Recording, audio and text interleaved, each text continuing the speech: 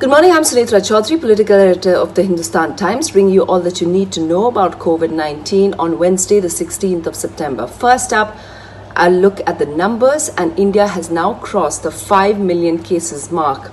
The bad news is that we're yet to see a peak. In just the last 24 hours, we've seen 91,000 new cases, and the number of people that have died in the last 24 hours, 1,284, taking the total death toll to more than 82,000. India is now second only to the US, and in most of the hotspots, the cases are still rising. India has now got 1/6 of the total number of cases across the world. As we said, numbers still rising, almost 1 million active cases. So in places like Maharashtra and Andhra Pradesh, which have been the hotspots, number 1 and number 2, the cases continue to rise. Even in Delhi, the cases continue to rise. Perhaps the only kind of plateauing that we've seen is in a state like Tamil Nadu, where the cases have been plateauing for some time now. So those are the grim figures that we're seeing about the caseload here in India.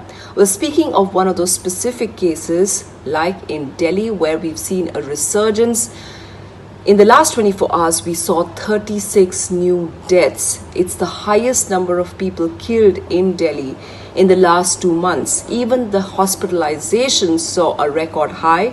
In the last 24 hours, we saw 4,500 new cases in the city. But the good news is that the positivity rate has dipped below 7%. When we see a record high in hospitalization, there were 6.6 thousand people who admitted themselves to hospital in the last 24 hours. Well, the good news is that in the indigenous vaccine trials, phase 1 is over, ICMR said, and they're now recruiting subjects for phase 2. That is the good news that we're saying already. The world's vaccines, whether it's AstraZeneca, it has resumed its trials. That is in phase 3, but ICMR said that the 2 indigenous vaccines that are being developed in India are now in phase 2. Trials for Sputnik V in India are also about to begin. And finally, the lab origin theory of the coronavirus has been revived by a paper that's been published by a Hong Kong scientist.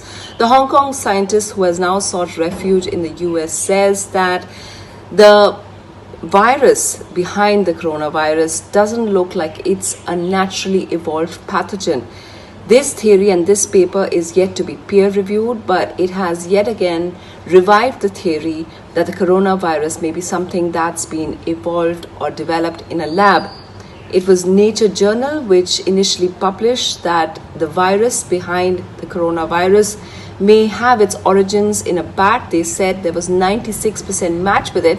However, this latest paper that has been published by the Hong Kong scientist says that it was tailor-made and says that it may have, the bat virus may have been used to make this novel coronavirus. Those are the news updates for now. Keep tracking them on HindustanTimes.com.